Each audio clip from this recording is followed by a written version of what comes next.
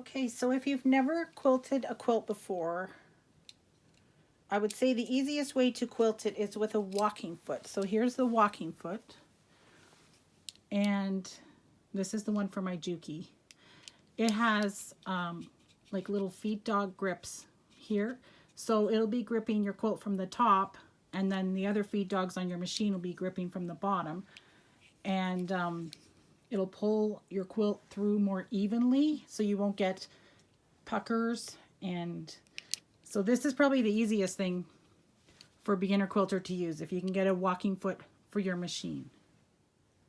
Okay, so I have my walking foot on my machine, and I have the seam right in the middle of the quilt, the center of the quilt. I have the seam with the seam right at the edge of this walking foot, so it'll make it about 1/4 inch, and that will help me stay consistent if I just follow that seam down the quilt. So, and my stitch length is 2.5, and I'm just using a straight stitch, which is the only thing you can use on this Juki anyway. So here we go.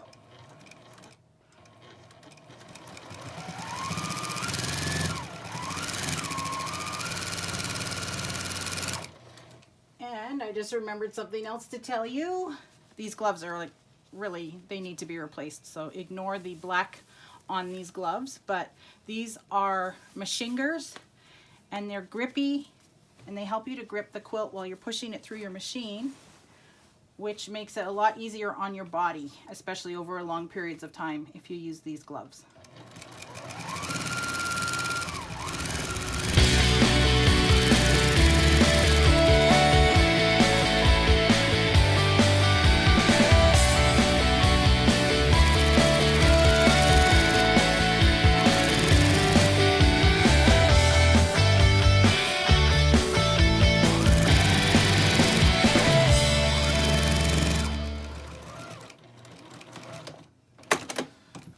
So we're just going to keep going down every seam. So you want to start in the middle of the quilt and work to the edges. Especially on a larger quilt, that is important, because otherwise you could wind up with a lot of shifting and puckers.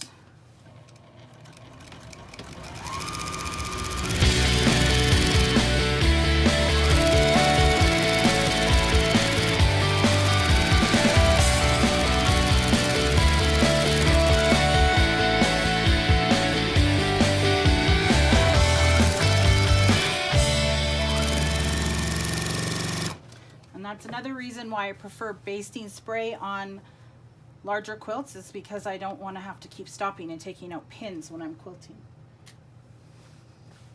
But on a little quilt like this, it's not a big deal.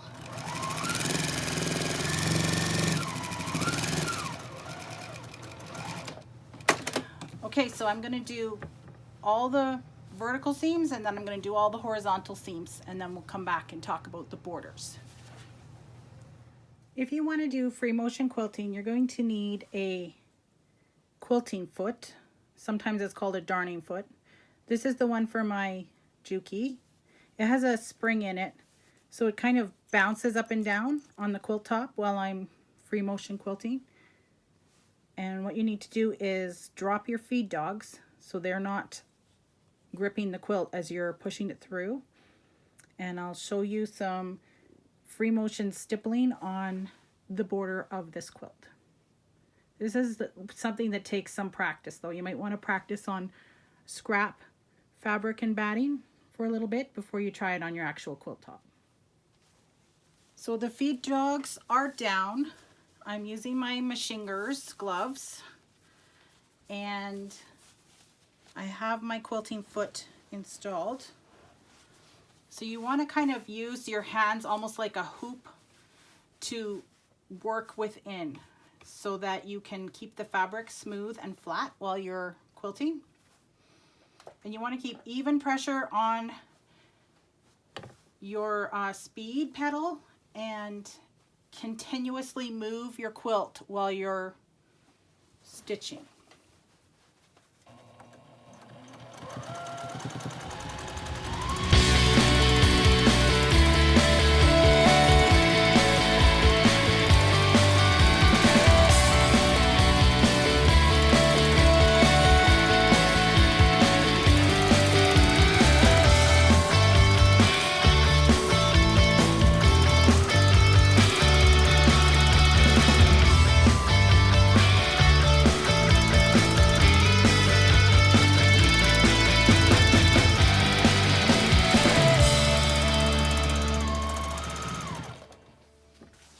So I'm going to keep going all the way around the quilt, and then we'll be ready to trim and bind our quilt, which will be the last step, and it'll be in our next video. Our quilt top is now quilted, and we need to trim these excess fabrics off the edge and bind our quilts. So that'll be in the next video. Make sure to like and subscribe and hit the notification bell so that you know as soon as the next video goes up on YouTube. Thanks for watching. Happy quilting. So that's the end of video 3 in our 3-part video series on making the Frog Pond quilt. The next video will be video 4 and the last video of the series, and we will be making our binding and binding our quilt. And I'll show you 2 different ways, the hand binding and machine sewn binding. So make sure to click like and subscribe so that you don't miss that next video. Thank you.